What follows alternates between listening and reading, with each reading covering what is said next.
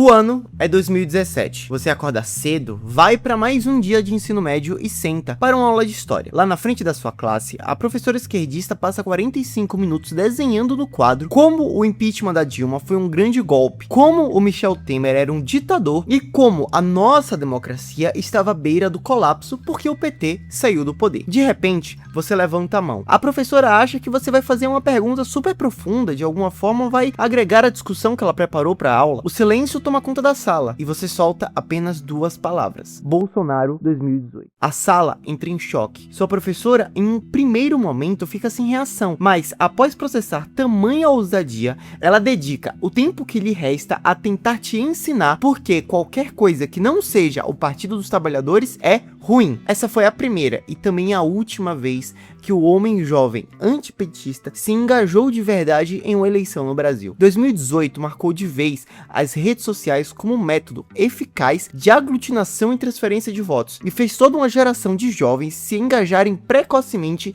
em temas políticos. Esse fenômeno que decidiu a eleição de 2018 não se repetiu nas eleições seguintes. Bom, pelo menos até agora. Com novas pesquisas presidenciais divulgadas semana passada, a mídia ficou dias se perguntando que diabos é esse candidato que lidera as intenções de voto entre a geração Z. Esse é um pequeno exemplo das várias notícias que saíram depois que a pesquisa Atlas mostrou um fenômeno curioso. Renan Santos, um pré-candidato à presidência por um partido recém-formado, virou tendência entre os jovens da geração Z. O inesperado resultado não deixou só a mídia, como também a coordenação da campanha, tanto de Lula quanto de Flávio, em choque por um seguinte alerta: o jovem antipetista voltou a se mobilizar em uma eleição. Mas antes de falar do jovem nascido no início dos anos 2000, precisamos falar da internet. Afinal, a internet brasileira no final dos anos 2010 era maravilhosa. Naquela época, nem todo youtuber era picareta, vídeos com humor negro ainda eram socialmente aceitos, existiam canais de paródia politicamente incorretos, páginas orgânicas de meme no Facebook e Instagram e, a melhor parte, grupos de zoeira. Um expert em memes e na internet culture daquela época consumia memes no submundo do Facebook. Grupos como Social America Memes, Corrupção Brasileira Memes, Ilha da Macacada e afins. Ali surgiam a maioria dos virais que rodariam a internet alguns dias depois. E em todos esses grupos, um meme em comum dominava. Um deputado, até então desconhecido do grande público, que falava o que vinha na telha em programas da série D da sociedade brasileira, como Dá que eu te dou outra, ou Se você não matar, se você não roubar, se você não for preso, você não vai pra lá, acabou porra. Tudo isso fez Jair Bolsonaro viralizar na internet entre 2016 e 2017. Não como um fenômeno político, mas como um fenômeno memético, o que tornou conhecido e popular na época. Parte desse fenômeno se dava por dois fatores. O primeiro é o simples fato do Bolsonaro soar engraçado naquela época. O segundo, o medo. Sim, medo. Acontece que no auge da era fora Temer, a primeira vez que a esquerda ocupou o espaço de oposição desde 2002, conhecidas páginas no Facebook com viés de esquerda, como a Quebrando o Tabu, passavam o dia espalhando que, em uma suposta eleição de Jair Bolsonaro à presidência da República, também significaria um retorno imediato a 1964, onde todos os tipos de minorias existentes seriam perseguidas e presas. Enquanto a galera da esquerda vivia um medo eterno de um fascismo imaginário, você, que era só um moleque consumindo memes no submundo do Facebook. Os intelectuais achavam isso uma ofensa, mas pra internet, Bolsonaro era simplesmente intocável no quesito humor. E aqui está o grande segredo. Gostar do Bolsonaro em 2016 e entre 2018 não era sobre achar que ele era um gênio da política ou um herói patriota. Era sobre o pânico que isso causava em quem você despreza.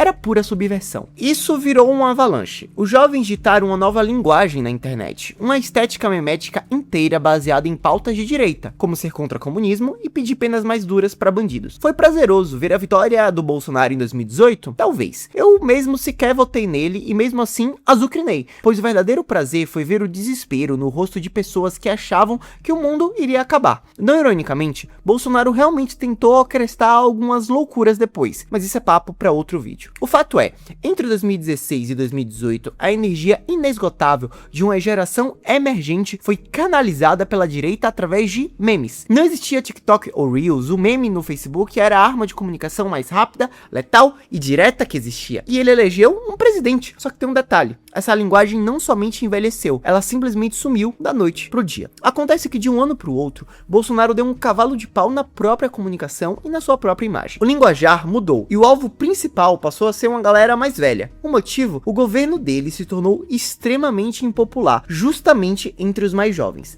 A exata mesma parcela que foi responsável por colocar ele na presidência. Os motivos já são conhecidos: falta de reformas, aumento de impostos, descaso com a pandemia e medidas extremamente populistas visando reeleição. A partir daí, a estratégia do governo do Bolsonaro mudou completamente. O que antes eram memes engraçados, irônicos e tão disruptivos que nem a imprensa, muito menos a classe política, conseguiu entender, virou uma comunicação engessada, autorreferencial, tosca e muitas vezes completamente sem sentido. Se as políticas públicas e estratégias do governo Bolsonaro deixaram de ser voltadas para um público jovem e passaram a ser voltadas a um eleitor mais velho, a comunicação deveria acompanhar esse movimento. E foi exatamente aí que o panorama da geração Z mudou. Com a derrocada do governo Bolsonaro e o abandono completo de pautas populares, o eleitor jovem e antipetista se viu completamente abandonado. De repente, ele desengajou. Pior do que isso, ele se viu sem perspectiva nenhuma. Sabe aquela história que te contaram que se você estudar, se você se formar em uma faculdade, você vai conseguir um bom emprego e ter uma boa vida, comprar um carro, morar num apartamento? Pois é, isso virou uma grande mentira.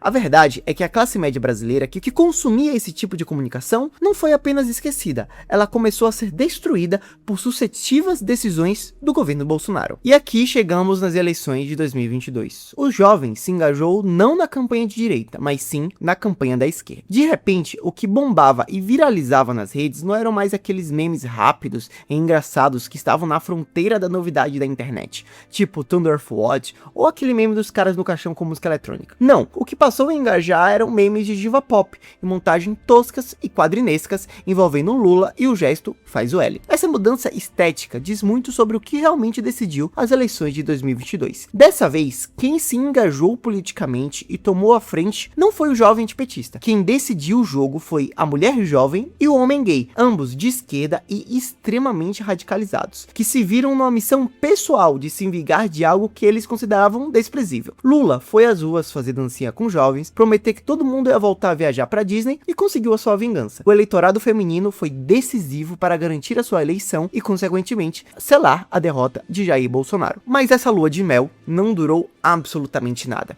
Aquele papo bonito de impulsionar a juventude virou um imposto. Muito imposto. Eles barraram as comprinhas internacionais e travaram o acesso à tecnologia, roupas baratas e tudo que a internet mais valoriza. Somado a isso, temos uma renda patética. Durante o governo Lula 3, o jovem brasileiro até consegue arrumar emprego, mas grande parte vive refém de um salário mínimo ou dois. Não dá pra sonhar em ser classe média assim. Tá, mas e nas eleições de 2026? O homem jovem acha as músicas de IA e dancinhas do Flávio Bolsonaro patéticas. A mulher jovem está extremamente decepcionada com o fato de pagar 100% de imposto em suas comprinhas da Shein. O que a geração Z vai fazer eleitoralmente nesse ano? Essa é a parte que surge um cisne negro nessa história. A pesquisa Atlas Intel, feita bem no finalzinho de 2020, mostra indicativos interessantes. Existe uma nova onda de direita no Brasil, puxada mais uma vez pela geração Z e Millennial, justamente porque durante 8 anos, tanto no governo Lula quanto no governo Bolsonaro, só souberam fazer uma coisa em relação a essa galera: sufocar. Os números que saíram a partir de março de 2026 são brutais. 70% da geração Z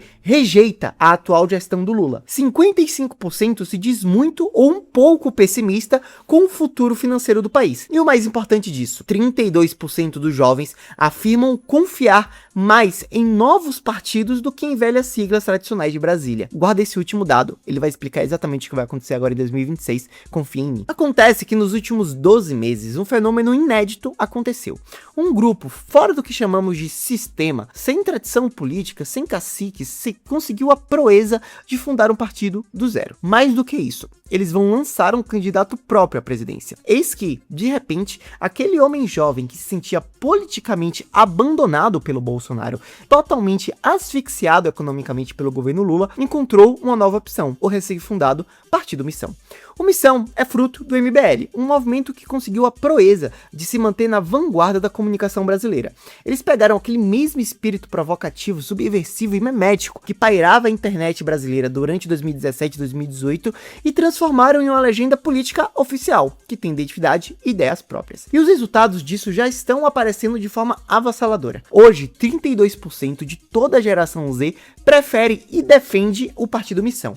e 5% de toda a população brasileira já vê o Partido Missão como o partido que mais representa. Não para por aí. O pré-candidato à presidência do partido, Renan Santos, já desaponta como favorito não só na geração Z, mas também em parte significativa dos millennials. Segundo a Atlas Intel, ele lidera a corrida presidencial entre esse público com mais de 30% das intenções de voto. Em termos práticos, se dependesse apenas dos millennials, Renan Santos seria eleito presidente do Brasil hoje, ficando à frente tanto de Lula quanto de Flávio, seus dois maiores oponentes. A ascensão da direita entre os jovens não é exatamente exclusividade do Brasil.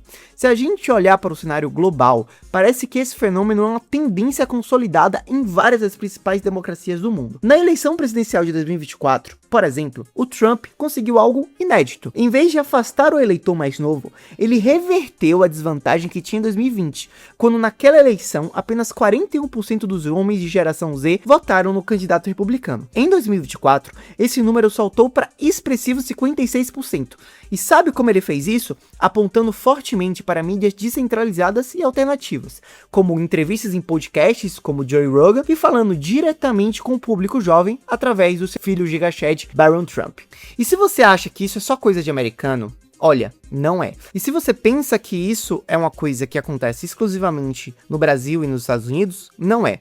Argentina, Alemanha e Inglaterra, todos esses 3 países tiveram resultados históricos de partidos de direita pequenos, novos e nada tradicionais, justamente com o voto decisivo da geração Z. Ou seja, o que a gente está vendo com o Renan Santos e o Partido Missão no Brasil não é um raio caindo em um céu azul, é o reflexo de uma tendência global. Aqui no Brasil não é errado dizer que o que está cativando o eleitorado jovem a votar no Renan Santos são propostas extremamente ousadas e disruptivas, como o combate extremo ao crime organizado, o fim do Bolsa Família, uma vez que os jovens zoomers e millennials simplesmente não querem mais ficar pagando auxílio para vagabundo não trabalhar, e algumas outras propostas que podem soar estranhas a um público mais velho, como por exemplo separar o Rio de Janeiro do Brasil, e isso não é meme. Para além do mais, enquanto a imagem de Renan Santos é moldada através de edits como esse,